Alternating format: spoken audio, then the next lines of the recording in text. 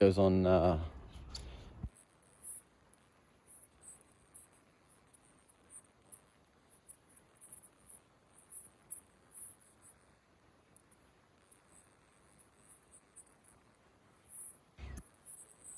is the Scott Bonner, weighs about 150 kgs.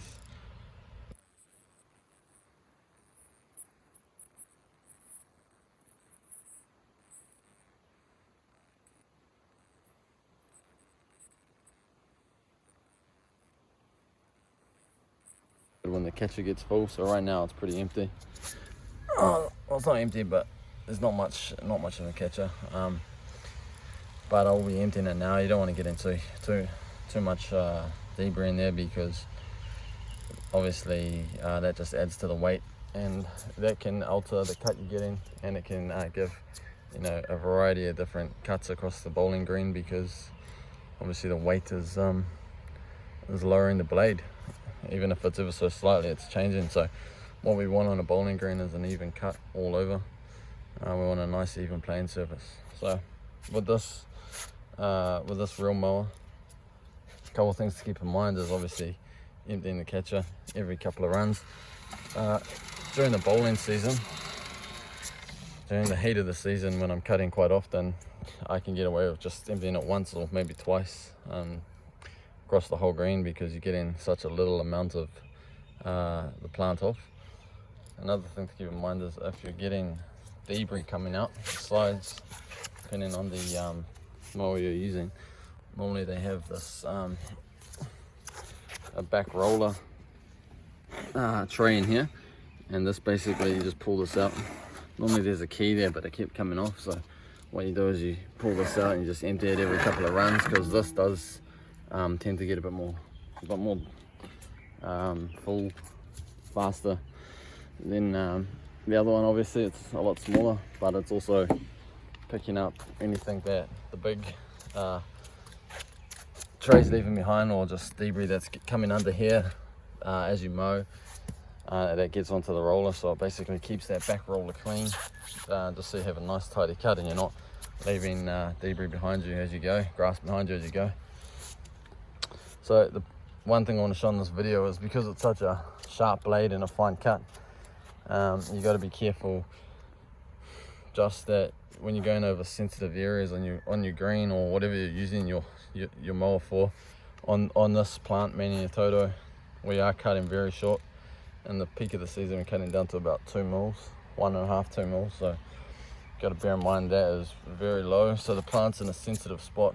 So just nursing your greens and keeping them well looked after, changing play, rink management, ways to look after the green, but also utilizing the mower correctly is another area to keep in mind. So if I'm going over an area like this that's clearly had some damage, had some, whether it's heat stress or play stress, a mixture of both, or I've got disease in areas on the green, you just got to pay attention to them, and as you go over them, you got to pay attention to them.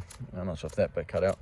And just areas like this, what I'll do is, as I'm going over it with the mower, I will just tilt back on the on the handles, and that will just lift the weight from the bottom and lift that blade up as I'm going over them, so it's not cutting any new grass that might be coming through. So you got to pay attention to where you've got bare areas on your bowling greens or wherever you're using it, and as you're going over, just as I say, tilt back on this, push down. You don't have to push very hard, you can just push down gently. I'm only doing it with one hand, and that's enough just to lift the blade as you're going over it, and not cut it down even further, causing more damage. You got to kind of nurse these areas that are sensitive, that are weak, so you can get growth back in them, while also maintaining an optimum lawn for bowls and performance. So just got to keep things in mind. So most mowers are pretty much similar. You got the on-off on this side, and you've got the gear on this side, and it might be different depending on the mower. And this is an electric mower, so got a cord over there. Some mowers, obviously petrol, They might have a few different functions, but yeah, this one turn on there, and it won't go. The mower won't go until you put it into gear. And then it kind of pulls you, but it's easy to control, and then you just follow your lines. But the thing to keep in mind is when you turn a real mower on, the blade's spinning automatically. So I'll show you. I'll just tilt it up, take the catcher off. So it looks a bit dirty because I haven't cleaned it since I been cutting just now. So I'll just turn this on for now. So turn it on.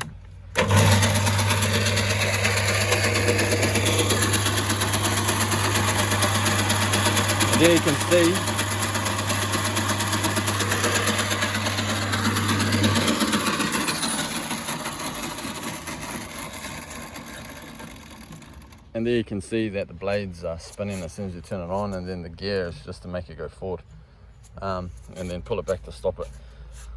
So with that in mind, whenever you turn one of these on, what you want to do is tilt it back slightly so the blade that's turning, even when it's not in gear, is not cutting one area over and over and over again, because that way you can actually start scalping that little spot where the blade is.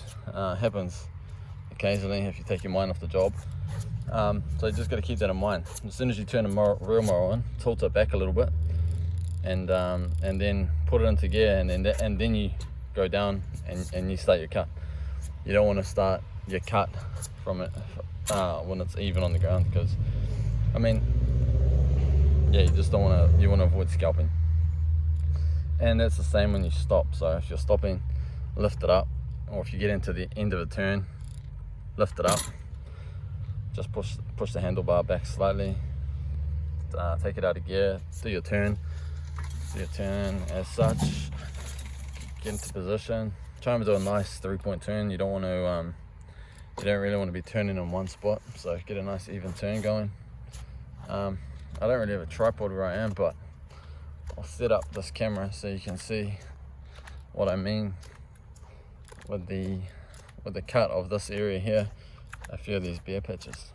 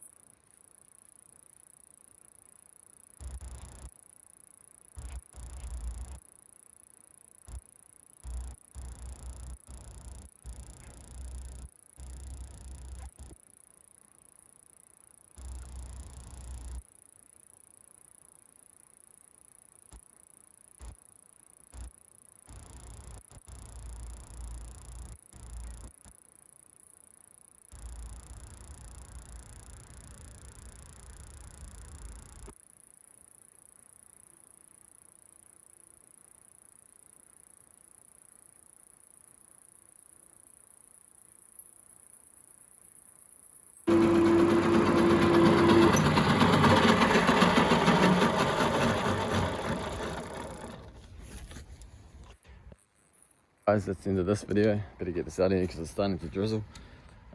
Cool. Hope you enjoyed it.